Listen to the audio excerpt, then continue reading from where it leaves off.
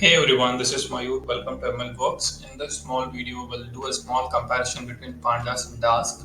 So what we have on the right hand side is the utilization of cores in my machine, and on the left hand side we have a small notebook running in VS Code where we are importing the packages, loading a large CSV file, and try to see how this operations on the VS Code affects or see the utilization of CPU on the right hand side. Okay, so what we do is first we import the packages and we don't notice much thing happening on the CPU core utilization. Next, we load the 2 GB file using Pandas data frame. So while it is getting loaded, we can notice that average CPU utilization is not all the cores are getting utilized. Maybe one or two cores are getting utilized heavily. Okay, and it takes around 11.2 seconds to load the CSV file. And we saw that only one or two cores were getting utilized heavily during this operation.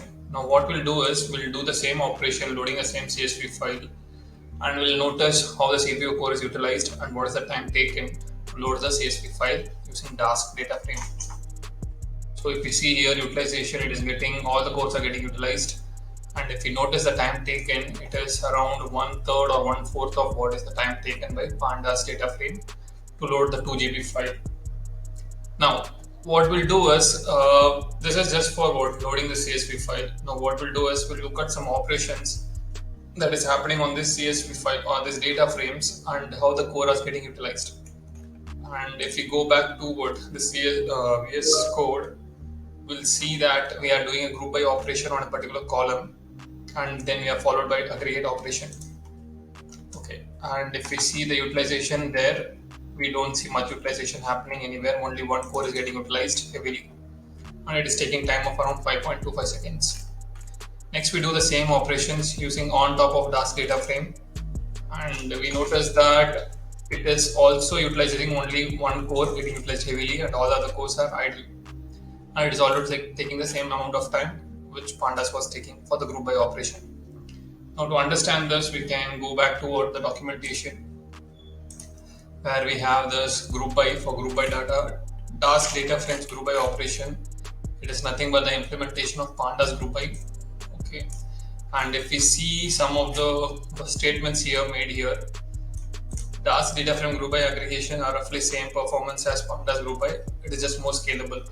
Whether it means like if you have a large data set which are running on top of multiple nodes, okay, then this Dask might come into handy because Dask is capable of handling distributed task. Okay, so that's why it will be useful when you have very large data set, and a data set which is capable of handling single machine. It is not very helpful for group by operations or other similar operations.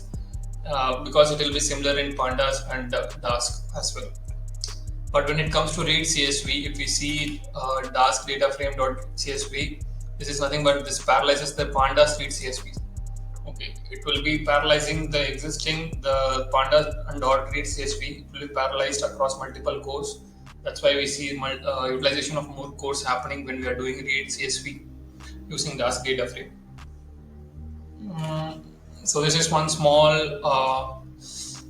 things that is happening on the back end when you are comparing Dask and Pandas. So with this, I'll conclude this video. Thank you so much.